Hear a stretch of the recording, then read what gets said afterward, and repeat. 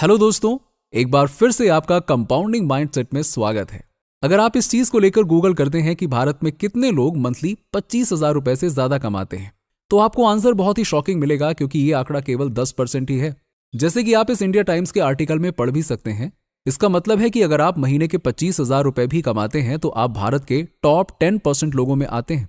लेकिन साथ ही ये आंकड़ा हमें यह भी बताता है कि भारत की 90% पॉपुलेशन सालाना 3 लाख रुपए से भी कम कमाती है, जिसके लिए इनमें से अधिकतर लोग या तो खुद की किस्मत को दोष देते हैं या फिर सरकार को।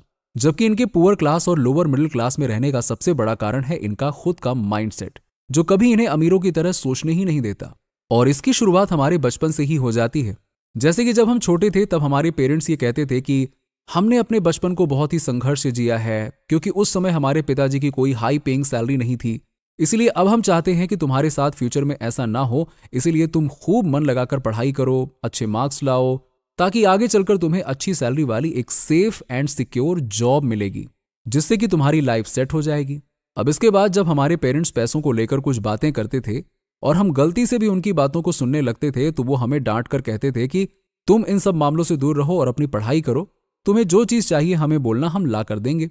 फिर हम अपने पेरेंट्स को ये करते हुए देखते थे कि वो कुछ खरीदने के लिए बहुत दिनों से पैसा इकट्ठा करते थे, फिर वो चीज खरीदते थे। तो इन सब चीजों से बचपन से ही पैसों को लेकर हमारी माइंड की कंडीशनिंग हो जाती है कि हम पैसों को केवल सेव करना और खर्च करना ही सीख पाते हैं। बट दोस्तों, जरा रुकिए, ये तब की बात थी, क्योंकि आपको ये बात जानकर हैरानी होगी कि according to gross domestic savings report, भारत में पिछले 10 सालों में लोगों के सेविंग्स रेट में भारी गिरावट आई है। क्योंकि इन 10 सालों में सोशल मीडिया ने एक नई रेवोल्यूशन लाई है, जिससे कि भारत की मैक्सिमम लोअर मिडिल क्लास और अपर मिडिल क्लास पॉपुलेशन बड़े बड़े सेलिब्रिटीज और इन्फ्लुएंसर्स के लाइफस्टाइल से प्रभावित होकर उनकी तरह खर्च करने की कोशिश करती है।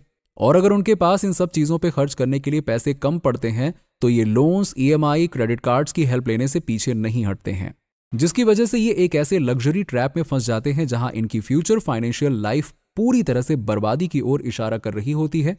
और ये देखा गया है कि ऐसे ट्रैप में अधिकतर वही लोग होते हैं जो अपने 20s और 30s में होते हैं। इसीलिए आज के इस वीडियो में मैं आपको 5 ऐसे मनी ट्रैप के बारे में बताने वाला हूं, जिसे अगर आप अवॉइड करने में कामयाब हो जाते हैं तो इस बात की गारंटी है कि आप आने वाले समय में फाइनेंशियली स्ट्रगल भी नहीं करेंगे और आपके पास एक अच्छी खासी वेल्थ भी होगी, जो फ्यूचर में पैसों से संबंधित आपके टेंशन को आपसे कोसों दूर रखेगी।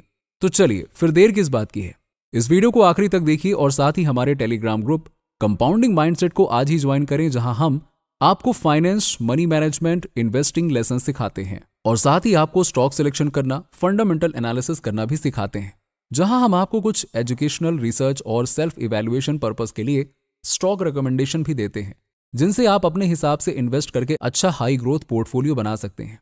Trap number 1, the luxury trap in your 20s। दोस्तों, बात है साल 2023 की, एक ऐसे दिन की जहां पे एक 22 साल के लड़के ने खुद को अकेले अपने कमरे में बंद कर लिया और फिर जब सुबह उसके पिताजी ने उसका गेट खोला तो उन्हें अंदर अपने बेटे की डेड बॉडी मिलती है और साथ में मिलता है उसके हाथों से लिखा गया एक लेटर, जिसमें लिखा हुआ था, मुझे माफ कर दीजिए, मेरे सर पे बहुत ही ज्यादा कर्जा हो गया था और मैं उसे चुका ही नहीं सकता था, इसी वजह से मुझे ये कदम उठाना पड़ा।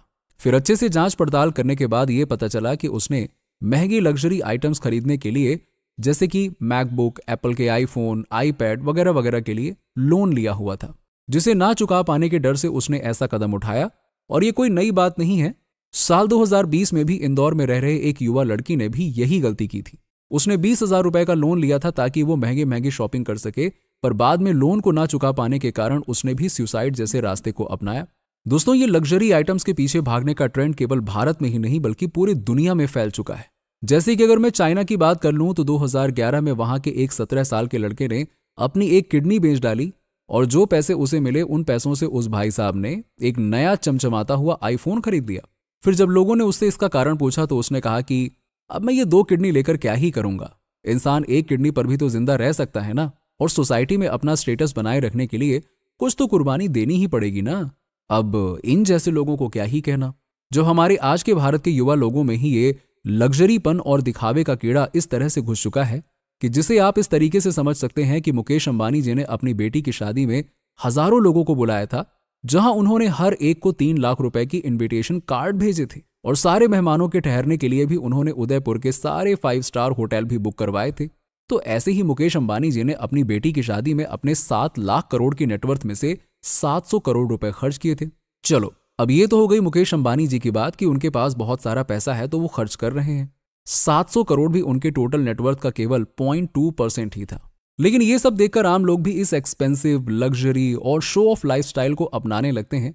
भारत की मैक्सिमम 90% पॉपुलेशन अपने घर में किसी की शादी में अपने सारे नेटवर्थ को ही उड़ा देते हैं, जिसमें अगर इन्हें पैसे और कम पड़ जाएं तो ये बैंक से लोन तक ले लेते हैं, जो फिर इनकी लायबिलिटी को बढ़ाता है और इन्हें एक ऐसे मिडिल क्लास ट्रैप के दलदल में फंसा देता है जहां से फिर बाहर निकलना बहुत ही मुश्किल हो जाता है। Trap number 2, getting in debt at early age. दोस्तों, आज के जमाने में लोन पाना एक बहुत ही आसान काम हो गया है। कई सारे बैंक्स, एप्स और वेबसाइट्स हैं जो आपको कुछ ही मिनटों में लोन दे देते हैं, वो भी बिना ये देखे कि आप उस लोन को चुका भी पाएंगे या फिर नहीं। मिडिल क्लास के ज्यादातर लोग अपने पर्सनल नीड्स को पूरा करने के लिए बैड लोन्स ही लेते हैं और इस वजह से वो बुरे डेट में फंस जाते हैं। आजकल बाय नाउ पे लेटर, EMIs, क्रेडिट कार्ड जैसे टूल्स की वजह से एक इंसान को ज्यादा समय नहीं लगता एक बुरे लोन के दलदल में फंस जाने में। ये स्कीम्स आपको इंस्टेंट ग्रेटिफिकेशन देती हैं, यानी कि आपको तुरंत वो चीजें दिला देती हैं जो आप शायद कुछ सालों बाद ले पाते।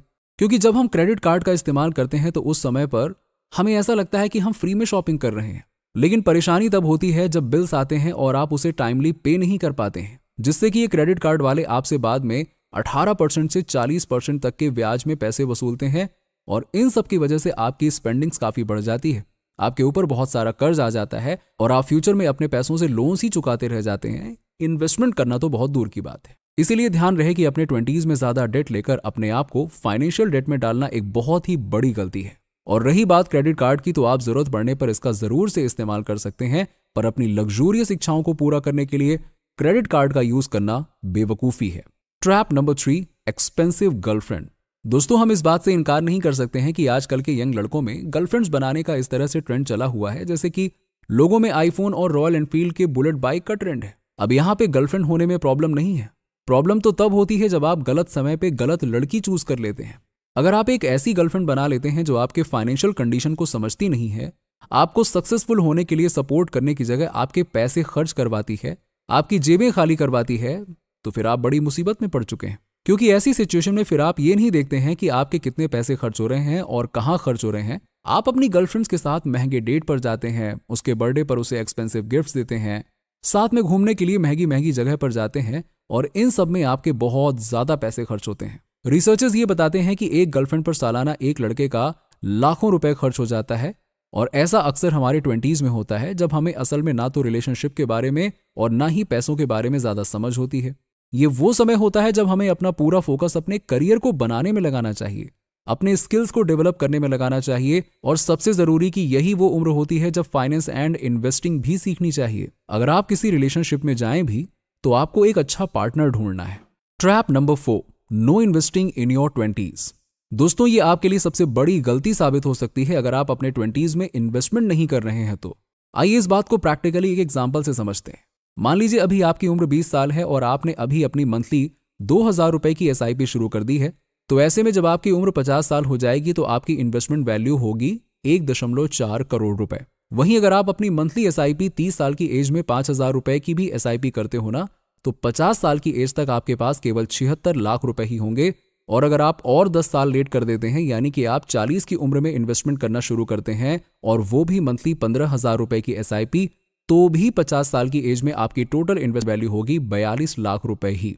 तो जैसे कि आप यहां पे देख पा रहे होंगे कि आप जितना समय लगाएंगे, जितना लेट से इन्वेस्टमेंट करना शुरू करेंगे, उतनी ही कम इन्वेस्टमेंट वैल्यू बनेगी, भले ही आप ज्यादा पैसे लगाकर इन्वेस्टमेंट करो। साथ ही अगर आप जल्दी इन्वेस्टमेंट्स करना शुरू करते हैं तो आपके पास ज्यादा रिस्क लेने की कैपेसिटी होगी और आपके पास गलती करके उनसे सीखने का फ्रीडम होता है। रही बात कि आपको अपने 20s में इन्वेस्टमेंट कहां करनी चाहिए, तो आप म्यूचुअल फंड से इन्वेस्टमेंट की शुरुआत कर सकते हो और इसी समय आपको स्टॉक मार्केट के बारे में भी सीखना चाहिए और अच्छे long term fundamentally strong company में इन्वेस्टमेंट करना चाहिए, जिससे कि आप लॉन्ग टर्म में एक अच्छी खासी वेल्थ बना पाएं।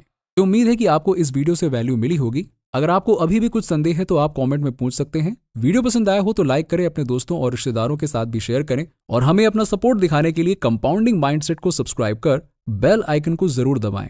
चलिए मिलते हैं आपसे अगले वीडियो में। यहां तक रुकने के लिए आपका सच्चे मन से बहुत बहुत धन्यवाद। जय हिंद।